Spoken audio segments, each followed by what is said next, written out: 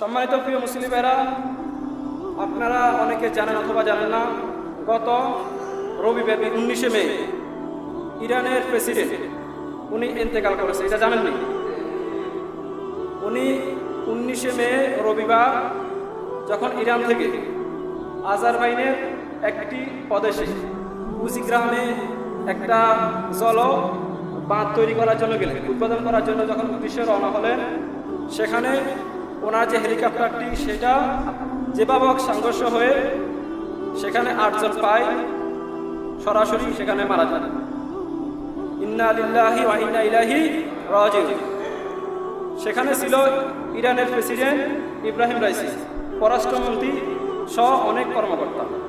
আমরা সকলে দোয়া করব আল্লাহ রাব্বুল আলামিন তাদেরকে যেন জান্নাতুল ফেরদাউসের উচ্চ মাকাম দান করুন। সকলে বলুন আমিন। আবার অনেকে দেখবেন ইদানিং দোয়া নিয়ে অনেকে দ্বিধাদ্বন্দ্ব হয়, যে অনেকে বলে, আমার কাছে অনেকে অনেকভাবে মানে শুনতেছে, হুজুর তারা তো শিয়া সম্প্রদায়, আমরা তাদের জন্য কিভাবে দোয়া করব? বলেন, ইরানের প্রধানমন্ত্রীরা কি নামাজ পড়ে না? তারা কি আল্লাহ রাসূলকে মানে না? তারা কি কোরআন মানে না? মনে রাখবেন, কোরআন আল্লাহ রাসূলকে যারা মানে, যারা পরকালকে বিশ্বাস করে, তারা যতই খারাপ কাজ করুক, যতই ভুল কাজ করুক, তাদেরকে জান্নাত দান করবে কে? কিন্তু অনেক আমরা, হুজুর তারা তো শিয়া, তারা তো মানে এই উমররে মানে না, তারা ওসমানরে মানে না। ওসমানকে মানক আর না মানক সেটা বলার বিষয় না।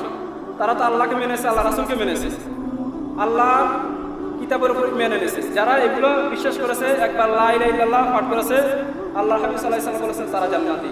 সুবহানাল্লাহ বলুন। এই জন্য তারা শিয়া নাকি সুন্নি, ওয়াহাবি নাকি মানে অন্য কিছু, আমরা এগুলো বলার টাইম নাই।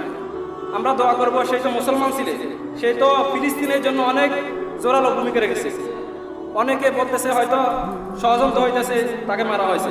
ষড়যন্ত্র হোক আর না হোক, যারা ষড়যন্ত্র করেছে বা তিনি মারা গেছে, সব কিছু একজন জানে। তিনি কে? কিয়ামতের দিন আল্লাহ রাব্বুল আলামিন সেইটার বিচার করবেন। আমরা প্রত্যেকে ইব্রাহিম রাইসির জন্য দোয়া করি, কলের জন্য দোয়া করি, আল্লাহ রাব্বুল আলামিন তাদেরকে জান্নাত দান করুক, তাদের জীবনের সমস্ত নেক আমলগুলো কবুল করুক। সকল বলুন আমিন।